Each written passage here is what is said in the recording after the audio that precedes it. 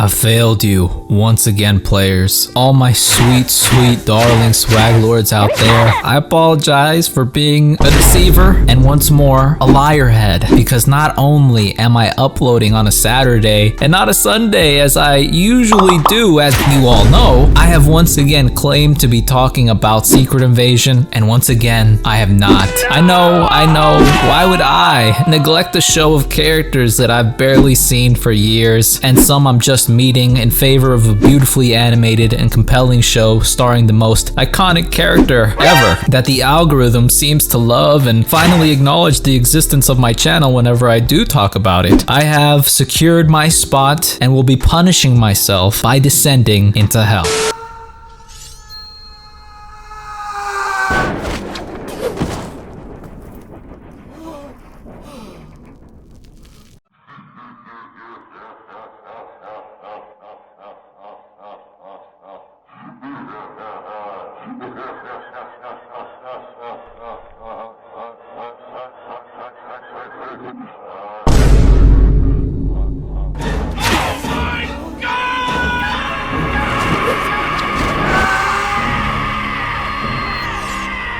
Seriously though, players, I appreciate all the new subscribers, all the subscribers that have been with me forever, and just all the people showing love for my latest videos, especially the Superman ones. Those are, blowing up. It means a lot to me. Thank you guys so much. I know I said I do a mid-season review for this show, but I honestly just enjoy it so much. I just want to talk about it already. I think I might just do one for every episode, all the ones that are going to be coming out. Episode 3 just dropped and it was awesome. Okay, legitimately, the episodes are getting incrementally better. So we will be talking about the whole story and plot, some of the characters that popped up, and some predictions of what they could be leading up to towards the end of the series. So if you haven't seen the episode, get your asshole up out of here and come back once you've seen it. But before we do, make sure to support your boy by hitting that sub button, leave a thumbs up, follow my social media, share, retweet, all that good stuff. God, I'm so glad that was only a nightmare. I don't know what could be worse than being stuck in a universe with no goth GFs. Let's go to their best! Let's go to their best! Let's go to their best!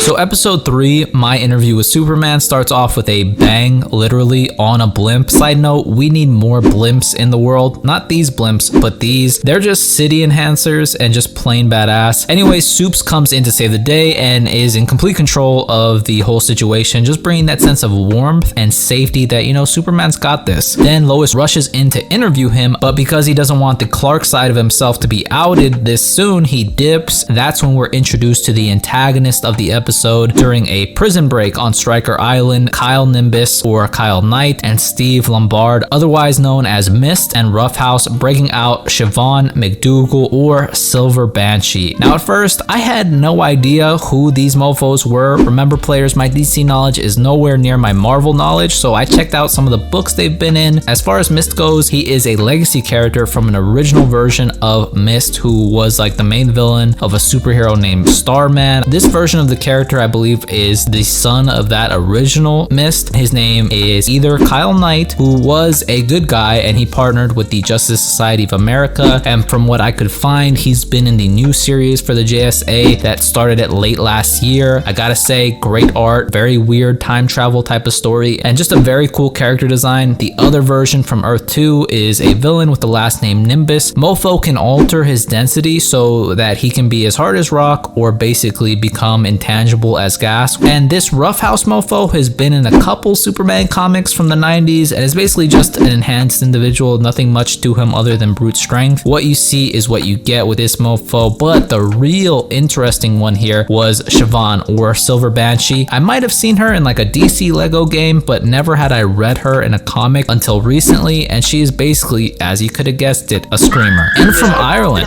she was introduced in Action Comics 595 in 1987 1987. Unlike the others, she has a pretty lengthy history with Superman now that I had just barely scratched the surface of, but what makes her interesting, at least in the comics, is that her powers are supernatural, and that's what's made her very formidable against Superman on many occasions. But obviously in the show, their powers are all tech-based, and we'll get into that a little bit later. Also, I don't know if I just missed it in the first 2 episodes, but the intro for this show is seriously flames, okay? I really liked it. We get Lois explaining to Clark how much she wants the interview for Superman, and that, you know, it's deeper than just to get the story. You know, she's very thankful and appreciative of him saving her. So this compels him to eventually oblige. We meet the fucking dregs that stole the credit for the Superman picks last episode, and so Lois is adamant in order to beat them at their own game and win over Perry White's favor, she needs to get the Superman interview, but Clark diverts the attention to the prison break story instead. They head to Stryker Island for more clues about the prison breakers and find that they're going to be targeting the biggest bank in Metropolis. Superman confronts them and they put up a decent fight for a minute, but then Superman starts getting the better of them, so they bust out their secret freeze ray machine that goes haywire and threatens to consume the whole city. And this is when Superman unlocks, you know, he reaches level 25 and he unlocks heat vision and destroys the machine and gives Lois Lane that interview for being a very selfless individual and helping people get to safety, basically telling her, you know, look lady, I'm still trying to find out who I am myself, and dips. So it wasn't that much of an interview, but this leaves Clark enough time to catch up to her and ask how everything went with Superman, with the ultimate cliffhanger being her calling Superman a liar. Now, as far as this episode goes, I think the only real thing I didn't like was the villains, okay? The changes made to them and their character designs were just a step down from the comics to me, in my opinion, at least with Silver Banshee and Mist, but there were never really characters that I cared about, so I'm fine with the changes. And what I'm thinking is that it's all leading to something bigger. They said they got their tech from some crazy lady. This person, I have no idea who it could be unless it's like a gender swap version of any of the leaders of the Intergang from the comics, okay? The warden on Strikers mentioned that they were a part of this Intergang, which is like this huge crime syndicate in the comics. I guess it's a little bit smaller in this universe, but it was basically started by Darkseid on Earth so that in some roundabout way he could get his hands on the anti-life equation. But basically the gang was always equipped with apocalyptic tech, so could those visions Clark be getting be foreshadowing Darkseid's eventual pulling up to Earth? You know, who knows? But that's just my little theory as far as right now. I know I had a comment saying that it was Kryptonian tech, but who knows? That could also be likely. As far as what I like, the animation is so fucking good in this show. I believe it's Studio MIR or Studio Mir in Korea. They did the Boondocks and I believe Legend of Korra, so you know they're fucking A1. It truly is a legit Superman anime. I love when he flies with Lois. There's so much emphasis on scale and speed. We get Clark's Boy Scout in him, not liking Lois stealing at first, but warming up to it because, you know, it's for a good reason. The whole episode has barely any fat on it. You know, every frame seems to be setting up something leading up to the next act, or, you know, setting up something in the future down the line. So they were very efficient with their timing and pacing. We also got a little Slade cameo in this one, letting us know that they're still keeping an eye on Superman. Jimmy using his photography skills to figure out the Intergang is trying to rob a bank and what those times meant. Even the dickheads were used in this episode. Nothing felt wasted. All in all, it's a great episode and it retains a solid 8 out of 10 from me. But let me know what y'all thought of this episode and what, if any, predictions you have of the future of this first season. We got a bit of a tease with the villain frame in the intro. I can't tell if this is Zod or Darkseid here. I'm not sure how I feel about this Deathstroke design. We'll have to wait and see more. That's pretty much it. If you guys liked the video, leave me a thumbs up, comment down below, and if you want, subscribe. I always appreciate it. Thank you guys so much for watching. I hope all of you guys are well, and I'll see you in the next one.